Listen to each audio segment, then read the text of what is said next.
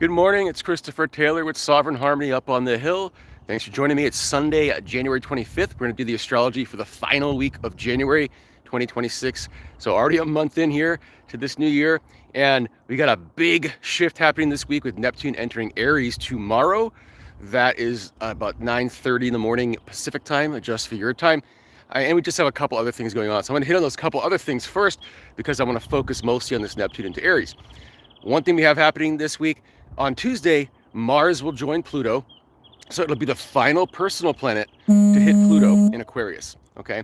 And so the Sun, Venus, Mercury have all hit Pluto in Aquarius. This is the finishing up of us on a personal level, aligning with the collective shift that's represented by Pluto in Aquarius, which will be with us for many more years, okay? About 15 more years or so. And then on Thursday, Mercury will catch up with Venus in Aquarius. So Mercury was behind all the personal planets and it sped up and moved through all the personal planets. So Thursday will be when it reaches Venus, the final personal planet. Again, wrapping up this transition of us on a personal level, entering the Aquarian consciousness that the collective has been entering really since 2020, when Jupiter and Saturn joined each other at 0 degrees Aquarius in December. I think it was right around the solstice of December 2020. Then we had Pluto 2023, 2024, transecting that zone between the end of Capricorn, beginning of Aquarius. And now all the personal planets in one big line cross that transect. And now this week kind of represents the total alignment of us on a personal level with the collective consciousness, okay? Then that takes us to the big topic of the week, which is Neptune entering Aries. Neptune has been in Pisces. It first entered Pisces in 2011 for a few months. Then it entered Pisces in February 2012 and has been there until the summer of 2025 when it briefly entered Aries, and now it's entering Aries for good. In other words, if you don't like Neptune and Aries energy, what I'll go over here, I'd suggest setting your alarm for 2039 because that's when Neptune will finally hit Taurus. So it'll be in Aries for the next decade plus, about 13 years or so before it even touches Taurus. Okay, and if you really want to think about it, Pisces being the end of the zodiac, these final hours here of Neptune in Pisces is really the end of not only the cycle of Neptune in Pisces, but that goes back to when Neptune last entered Aries, because that was the beginning of the zodiac. That going through all 12 signs, it's a 165-year period. And so it entered Aries the last time at about 1861. So not 1961, 1861. And so we could think of it as completing that whole 165-year cycle as well as completing the time in Pisces. And so, you think back to 1861 in the US anyway, that was the start of the Civil War. Not that that's happening here, but you could definitely see the kind of thing that can lead to that. And what I mean by that is when Neptune is in Pisces, because remember, Neptune would have been in Pisces leading up to 1861, this is when propaganda starts to spread. It's when it's easier to convince people of things, okay? And that's what we've been dealing with since 2011, okay? And when you do that, you create division. Division is often based on false truths, right? That both seem to be true depending on who you're talking to, right? And we've been in this for a little while. And part of what helped egg that on this time around with Neptune in Pisces was in 2012, shortly after Neptune entered Pisces, in the US, we had a passing of an act called the Smith-Mundt Modernization Act, which went back to the 1948 Smith-Mundt Act. That Smith-Mundt Act in 1948 came about a year after the development of the CIA and other intelligence agencies. That was post-World War II. And what it did was it said these intelligence agencies could use propaganda on other nations, but they can't use it on American citizens. What the Smith-Mundt Modernization Act in 2012 did, just as Neptune entered Pisces, was it said, oh yeah, by the way, you're allowed to use some propaganda, okay, with American citizens.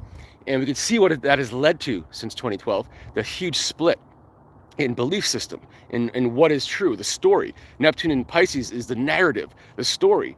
And so we could see how you could easily split that into two and divide people, which is exactly what happened back before there was technology to spread information back in the middle, 1800s.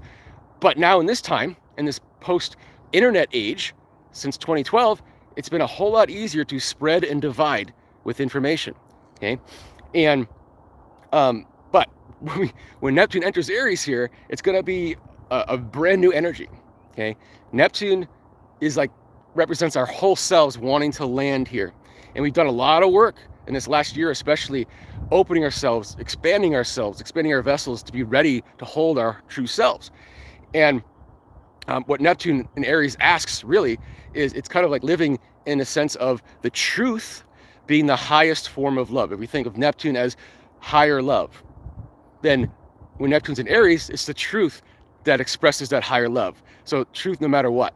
Whereas when Neptune was in Pisces, it was sometimes you could hide the truth behind toxic empathy.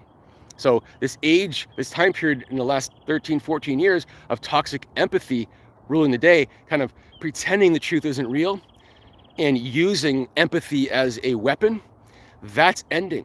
And now dealing with the truth is the only thing there is. And that includes a truth about who we truly are. So not shrinking ourselves, because we are this expanded self that we're ready for. And so we can't shrink ourselves anymore. Okay. And if it's felt like there have been some dreams that we've wanted to accomplish, it could have felt stalled with Neptune and Pisces these last decade and a half or so. And all of a sudden, with Neptune entering Aries, and it will be a period of time, it's not like it all happens at once, but I could feel like now is a time. Now we can land. Now, wow, these things I've been dreaming about, can't physically make them happen, all of a sudden have opportunities to happen. So it could be a very positive thing if we've held to our integrity throughout this Neptune and Pisces phase of propaganda and trying to convince us of things, and we've held to our principles.